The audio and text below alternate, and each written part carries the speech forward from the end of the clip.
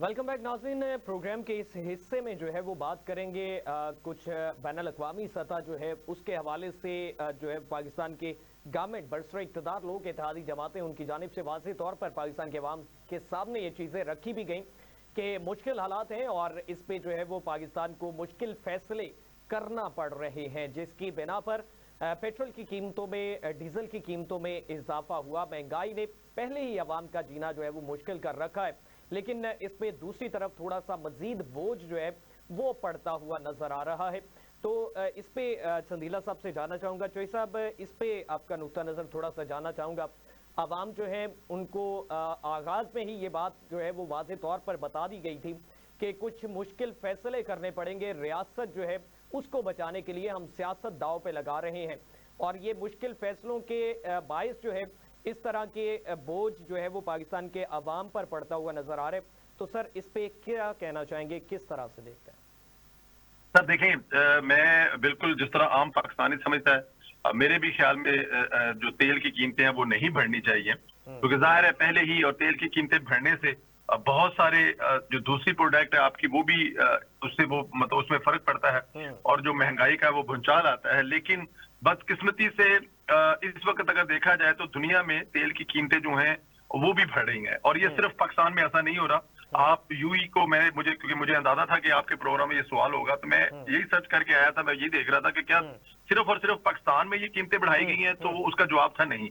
पाकिस्तान के अलावा यूई में कीमतें तेल की बढ़ी हैं। देखें वहां पे तो उनका तेल भी मतलब कि किसी हद तक अपना होता है, लेकिन इसके बावजूद तेल की कीमतें अपनी बढ़ी हैं। साउथ अफ्रीका में तेल की कीमतें बढ़ी हैं। यूरोप में तो खैर वो एवरीडे बेसिस पे होता है उनका, तो वो डायरेक्ट ही ऐसे कनेक्ट, हम जब भी जाते हैं तो हमें कभी भी एक प्राइस नहीं मिलती। अगर सेकंड डे भी जाए तो वहां पे एक आध सेंट का जो है वो फर्क होता ही होता है।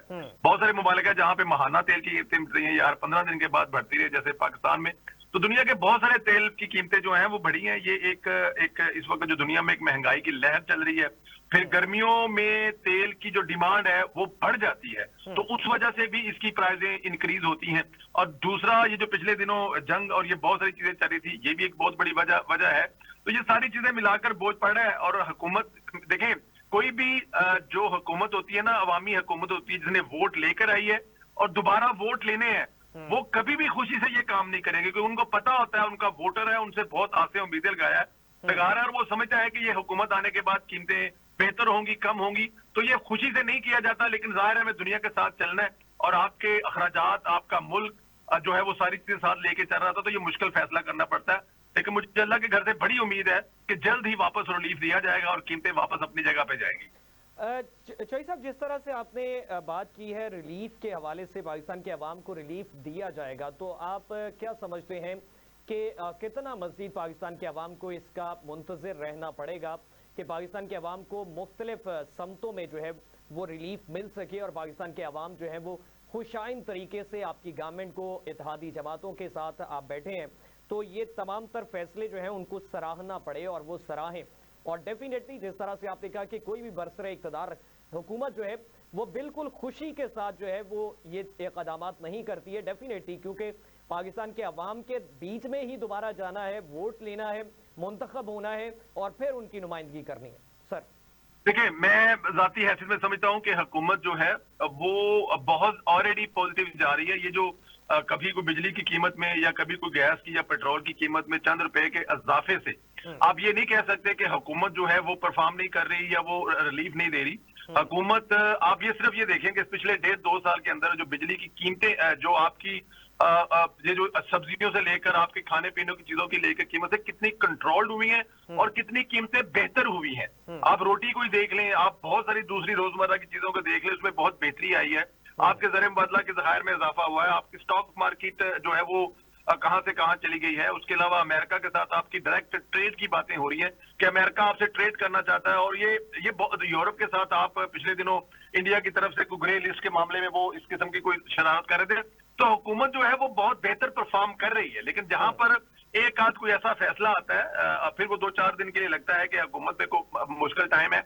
ऑफकोर्स मुश्किल टाइम है। आपने मजीद बेटर परफॉर्म करना है। आपने लोगों को 65 रुपए पेट्रोल लीटर तो नहीं दे सकते जो जिस वक्त 65 रुपए पेट्रोल लीटर था उस वक्त जो हरकत की गई, उसके बाद अब ये सब कुछ हमें भुगतना पड़ रहा है। लेकिन इंशाअल्लाह ताला बहुत सारे मामलात में हुकूमत बेहतर परफॉर्म कर रही है। और यहाँ तक तेल की कीमत की वजह से ये सवाल उठ रहा है कि कब रिलीफ मिलेगा। तो रिलीफ मेरे ख्याल में बहुत ज्यादा जगह पे मिल रहा है और मजीद रिलीफ मिलेगा।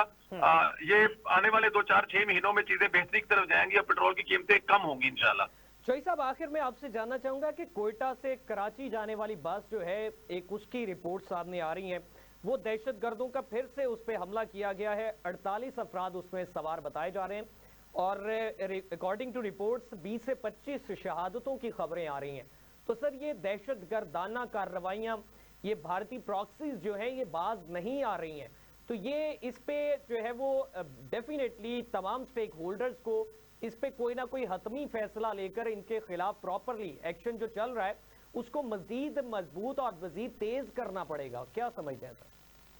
वो जो बार बार कहा जाता है ना, हार्ड स्टेट, जब तक हार्ड स्टेट होंगे तो बात नहीं बनेगी। दुनिया में किसी जगह पे ऐसा नहीं होता कि आपके मुल्क के अंदर एक मुसाफिर बस जो गुजर रही है उनके साथ ये किया जाए, खास तौर पर एक खास शनाख्त के बाद कि अगर ये पंजाबी हैं तो निकाल कर मार दें, अगर ये खुदा ना करे शिया नहीं है तो निकाल के मार दें, अगर ये सुन्नी है तो निकाल के मार दें।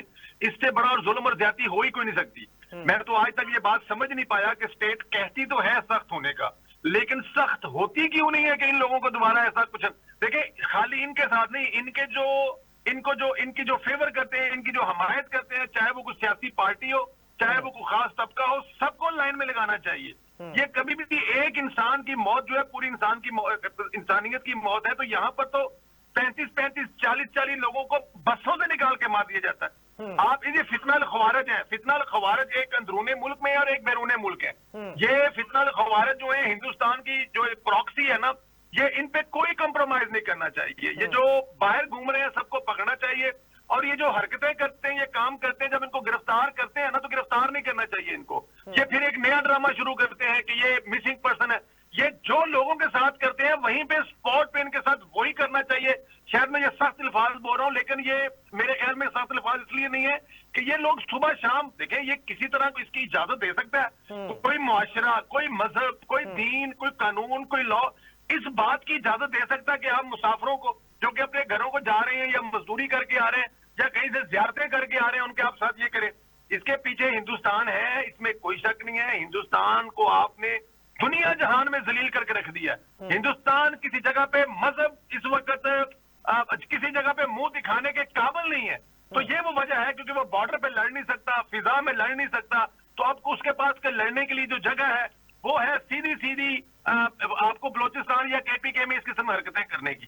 तो रियासत को सख्त होना पड़ेगा, हार्ड होना पड़ेगा और इनके खिलाफ वो कार्रवाई करनी पड़ेगी जो मेरे ख्याल में 2014, 15, 16 में मियां नवाज साहब की हुकूमत की थी।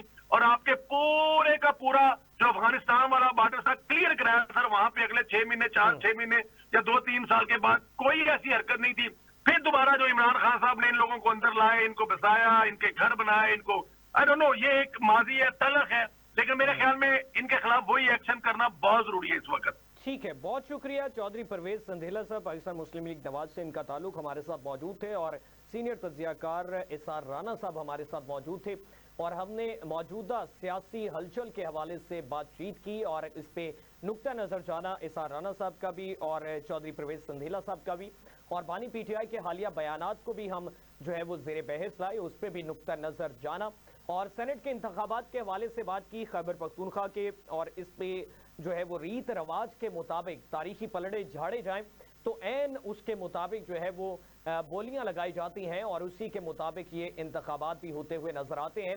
और अब भी देखेंगे कि क्या जो अवामी नुमाइंदे हैं वो अपने ज़मीर के मुताबिक ही बात करते हैं या फिर वो जो इसी तरह की जो है वो बोलियों का सद्देवाब हो जाते हैं। और दूसरी तरफ हमने महंगाई की मौजूदा सूरत हाल के हवाले से बात की, पेट्रोल की कीमतों में इजाफा बैनुल-अक़वामी सतह पर भी किया जा रहा है, संधेला साहब की जानिब से ये कहा गया। और कुदरती आफात, बारिश का जो है वो सिलसिला बढ़ता हुआ नजर आता है और इस पे सैलाबी सूरत हाल है, कहीं पे पानी जमा होता है। तो ये कुदरती आफात हैं, इसको एक कौम बन के, यकजा बन के, यगानगत के साथ इसका मुकाबला करना पड़ेगा। नाज़रीन, आज के लिए इतना ही। अपने मेज़बान हमजा भट्टी को इजाज़त दीजिए, अल्लाह ने के बाद।